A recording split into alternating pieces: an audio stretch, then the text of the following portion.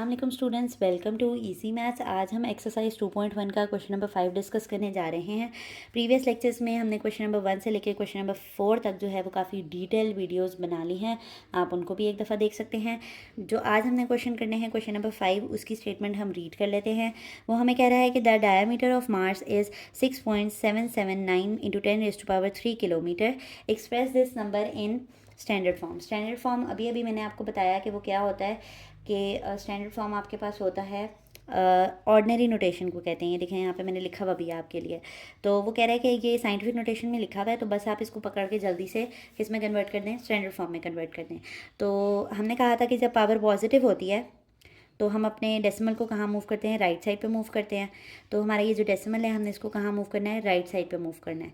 तो यहाँ पे हम लिख लेते हैं कि 6.779 डेसिमल हम राइट साइड पे मूव करने लगे हैं, और हमारे पास जो क्वेश्चन के अंदर 10⁻³ है उसको वैसे ही लिख लेंगे, और ये किलोमीटर वैसे ही आ गया। अब क्योंकि डेसिमल को हम राइट साइड पे कन्वर्ट कर रहे हैं तो हमारे पास ये ऐसे बन जाएगा। लास्ट पे डेसिमल लिखें ना लिखें कोई फ़र्क नहीं पड़ता, क्योंकि वो बाय डिफ़ॉल्ट हर वैल्यू के आखिर में एक डेसिमल पड़ा होता है, ठीक है। और क्योंकि हम राइट साइड पे आए हैं तो यहाँ पर हमारे पास एक्सपोनेंट क्या आएगा, नेगेटिव आएगा, और ये वाला जो एक्सपोनेंट है ये तो हमारे क्वेश्चन में ही मौजूद था। अब ये लॉ ऑफ इंडिसेस आपको पता है कि अगर किसी दो नंबर्स जो कि जिनकी बेसिस सेम हो और वो मल्टीप्लाई हो रहे हैं, ठीक है, और उन पे डिफरेंट पावर्स मौजूद हैं, तो वो पावर्स क्या हो जाती हैं, ऐड हो जाती हैं। तो यहाँ पर आप अपना यही करने लगे हैं यहाँ पर कि 6779 मल्टीप्लाई बाय 10⁻³ +3 किलोमीटर्स। -3 को +3 करेंगे तो आपका आंसर क्या आएगा, 0 आ जाएगा।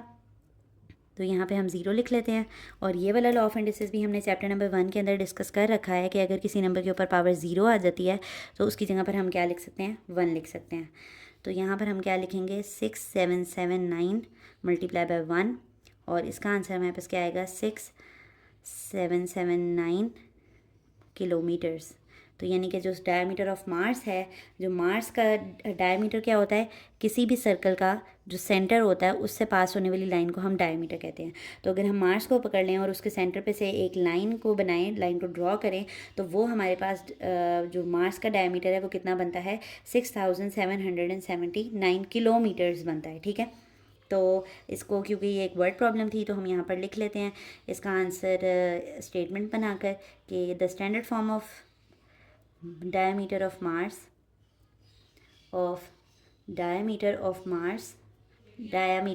Mars is, मैंने आपको प्रीवियस क्वेश्चन में भी कहा था कि अपने क्वेश्चन को just for the sake of solving ना देखा करें। यानी मकसद तो आपका यही है कि आप क्वेश्चन को सॉल्व कर लें, लेकिन उसमें जो इन्फॉर्मेशन जनरल नॉलेज की बताई जा रही है इस वर्ड्स प्रॉब्लम में, उसको भी सीखा और समझा करें, ठीक है।